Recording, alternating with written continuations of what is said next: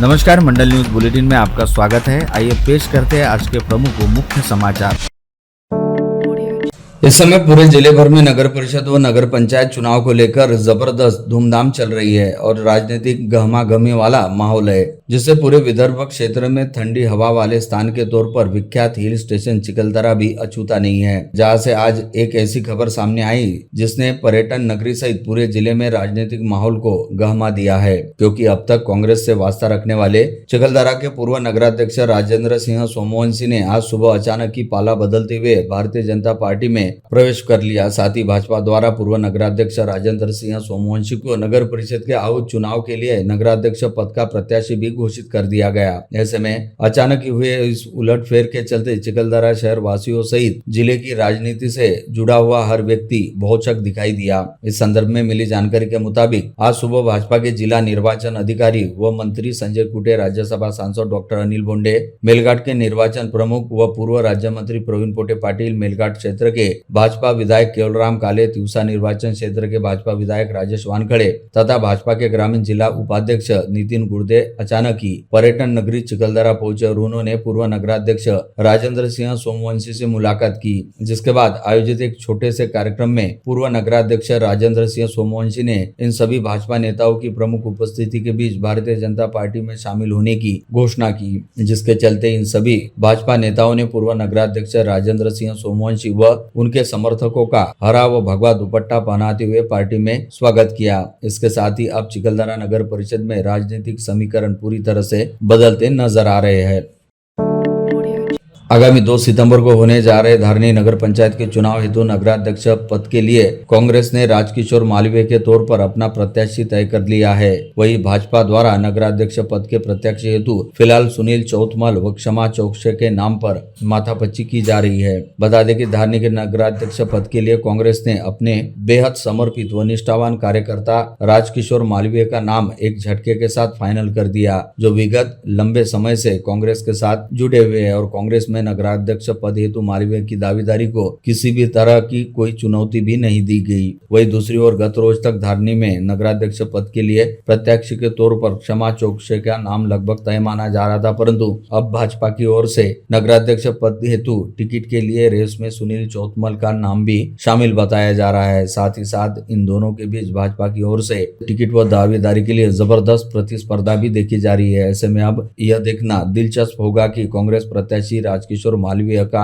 नगराध्यक्ष पद हेतु भाजपा के किस दावेदार के साथ मुकाबला होता है तथा भाजपा द्वारा किसे नगराध्यक्ष पद के लिए प्रत्याशी माना जाता है।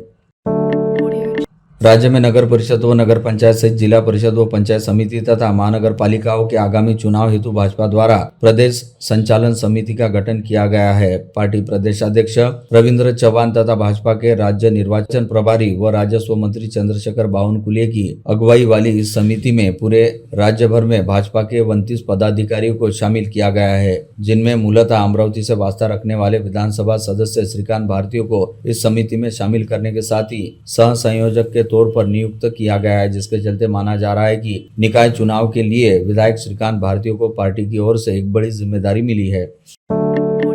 भारतीय जनता पार्टी की बिहार में महाविजय से देश भर में पार्टी समर्थक अत्यंत प्रसन्न हो गए हैं। अमरावती और पश्चिम विदर्भ में भी बीजेपी का बिहार विजय का जमकर जश्न मनाया गया। राजकमल चौक पर ढोल ताशे की थाप पर बीजेपी के जिलाध्यक्ष से लेकर सभी पदाधिकारी जमकर थिरके। शहर जिलाध्यक्ष डॉक्टर नितिन धांडे ने ढोल बजाकर आनंद व्यक्त किया, गुलाल उड़ाया गया, मिठाइयां बांटी गई। भारतीय जनता पार्टी के पदाधिकारियों ने आज बिहार में एनडीए की भारी भरकम ऐतिहासिक विजय का जोरदार जल्लोष मनाया।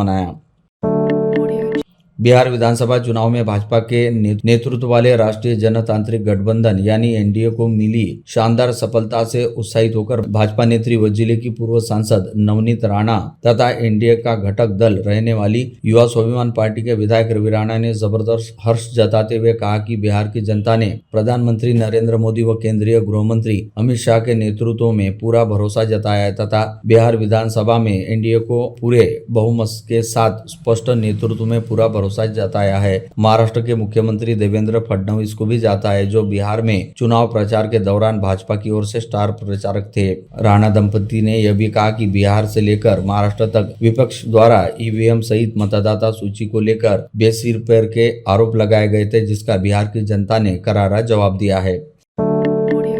बिहार विधानसभा चुनाव में भाजपा के नेतृत्व वाले राष्ट्रीय जनतांत्रिक गठबंधन एनडीए की शानदार जीत बिहार की जनता द्वारा विकास, सुशासन और स्थिरता में दिखाई दिए गए। यह अद्वितीय जीत केंद्रीय मंत्री अमित शाह, भाजपा के राष्ट्रीय अध्यक्ष जेपी नड्डा और एनडीए के महत्वपूर्ण घटक संयुक्त जनता दल के नेता नीतीश कुमार के कुशल नेतृत्व, उचित योजना और अथक प्रयासों से प्राप्त हुआ है। महाराष्ट्र के मुख्यमंत्री देवेंद्र फडणवीस ने भी इस अभियान में प्रभावी भूमिका निभाई है और बिहार में एक मजबूत अभियान चलाया। बिहार विधानसभा चुनाव परिणामों के बाद भाजपा के प्रदेश कार्यकारिणी सदस्य तथा अमरावती के पूर्व स्थायी समिति सभापति तुषार भारती ने बिहार की जनता का आभार व्यक्त किया। उन्होंने कहा कि बिहार के मतदाताओं ने प्रधानमंत्री नरेंद्र मोदी और केंद्रीय मंत्री अमित शाह की विकास नीतियों पर विश्वास जताया। बिहार विधानसभा चुनाव में एनडीए को मिले स्पष्ट जनादेश को प्रधानमंत्री नरेंद्र मोदी के विकासवादी नेतृत्व पर जनता के गहरे विश्वास का प्रतीक बताते हुए अमरावती के पूर्व महापौर चेतन गावंडे ने बिहार की जनता का अभिनंदन किया। गावंडे ने कहा कि बिहार के मतदाताओं ने जात पात, धर्म, पंथ से उठकर विकास, प्रगति और उज्जवल भविष्य के मार्ग को चुना है। भारतीय जनता पार्टी और एनडीए ने आज बिहार में इतिहास रच दिया। आज बिहार में सबसे बड़ी जीत है और भारतीय जनता पार्टी और नीतीश कुमार एनडीए पर अपार विश्वास जताया। इसी विश्वास के चलते आज एनडीए को 210 सीटें मिलने की संभावना है। यह जीत असाधारण है। इसके पीछे भारतीय जनता पार्टी का बड़ा हाथ है। राज्य की 29 महानगर पालिका के आगामी चुनाव हेतु राज्य निर्वाचन आयोग ने मतदाता सूची प्रकाशित करने के कार्यक्रम में एक बार फिर बदलाव किया और निर्वाचन आयोग द्वारा बुधवार को मतदाता सूची के प्रकाशन हेतु नया टाइम टेबल जारी किया है। इस बदलाव के चलते भले ही प्रारूप मतदाता सूची के प्रकाशित होने में विलंब होने वाला है, परंतु प्रभाग न्याय अंतिम मतदाता सूची 5 दिसंबर 2025 को ही प्रकाशित होगी। वही संशोधित टाइम टेबल के अनुसार प्रारूप मतदाता सूची पर आपत्ति व आक्षेप 20 नवंबर से 27 नवंबर तक दर्ज कराए जा सकेंगे, जिन पर सुनवाई के बाद 5 दिसंबर को प्रभाग न्याय अंतिम मतदाता सूची प्रकाशित करते हुए 12 दिसंबर को मतदान केंद्र निहाय मतदाता सूची प्रकाशित की जाएगी। 2 दिसंबर को होने जा रहे नगर परिषद और नगर पंचायत के आम चुनाव के 5वें दिन नामांकनों का सिलसिला आगे बढ़ा। अनेक उम्मीदवारों ने प्रत्यक्ष रूप से चुनाव अधिकारियों के सामने अपने नामांकन प्रस्तुत किए। अंजनगांव सुरजी में नगराध्यक्ष पद के लिए भाजपा की ओर से गायगोले अविनाश श्रीकृष्ण राव ने पर्चा दाखिल किया, जबकि सदस्य बनने के लिए सभी पालिका में अब दर्जनों उम्मीदवार आगे आए हैं। विधानसभा चुनाव में 55,000 वोट लेकर प्रस्तापितों की नींद उड़ाने वाले डॉक्टर अलीम पटेल ने अमरावती महानगर पालिका चुनाव में उम्मीदवार खड़े करने का ऐलान कर इच्छुकों से आवेदन मंगवाया है। डॉक्टर पटेल ने चुनाव समन्वय समिति की भी घोषणा करते हुए इच्छुकों से आगामी 20 नवंबर तक आवेदन करने कहा। शिवसेना शिंदे गठ अमरावती में पूर्व केंद्रीय मंत्री आनंदराव अड़सूल के नेतृत्व में जिले में नगर परिषद और नगर पंचायत तथा सभी 1 दर्जन नगराध्यक्ष चुनाव दमखम से लड़ेगी। इतना ही नहीं तो शिवसेना की ग्रामीण में पेट होने से अचलपुर, अंजनगांव, दरियापुर, मुर्शी, बरूड में धनुष्य बाण के नगराध्यक्ष चुनकर आने का दावा शिंदे गठ शिवसेना के नेता तथा पूर्व विधायक ज्ञानेश्वर धाने पाटिल और नेत्री प्रीति बंड ने व्यक्त किया। आज दोपहर अमरावती मंडल से चर्चा करते हुए उन्होंने यह भी कहा कि पार्टी की अनेक बैठकों और प्रमुख पदाधिकारी और कार्यकर्ताओं से चर्चा पश्चात उपरोक्त नगर परिषदों में नगराध्यक्ष के लिए उनके नाम सामने आए।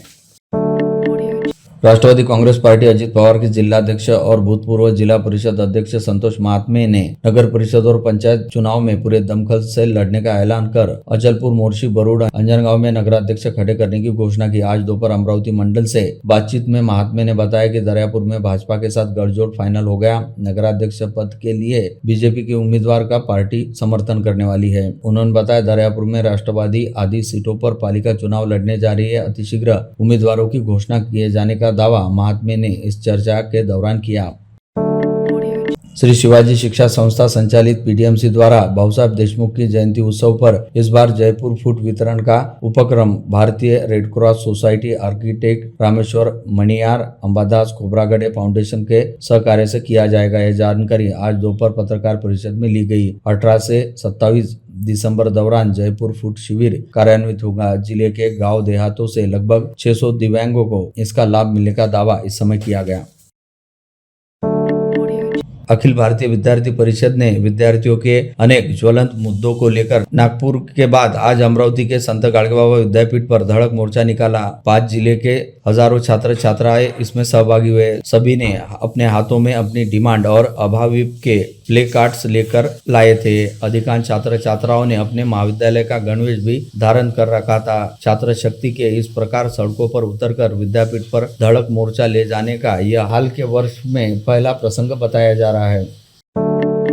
श्री माहेश्वरी पंचायत के त्रैवार्षिक चुनाव होने जा रहे हैं। 22 नवंबर से नामांकन माहेश्वरी भवन धनराज लेन में भरे जाएंगे। संपूर्ण कार्यक्रम घोषित हुआ है। मुख्य चुनाव अधिकारी एडवोकेट रामपाल कलत्री है। उन्हें एडवोकेट राधेश्याम लड्डा और एडवोकेट राजीव महेंद्र सहयोग कर रहे हैं। यह भी बता दें कि पंचायत के सरपंच अर्थात अध्यक्ष सहित 15 सदस्यीय कार्यकारिणी का चयन पंचायत के 2045 वोटर्स करेंगे। आवश्यकता हुई तो मतदान रविवार 7 दिसंबर को होगा। मतगणना 8 दिसंबर को सुबह 10 बजे से माहेश्वरी भवन में होगी। वर्तमान सरपंच प्राध्यापक जगदीश कलंत्री है, जो अपनी विनम्रता और मिलनसार स्वभाव के कारण बड़े लोकप्रिय है।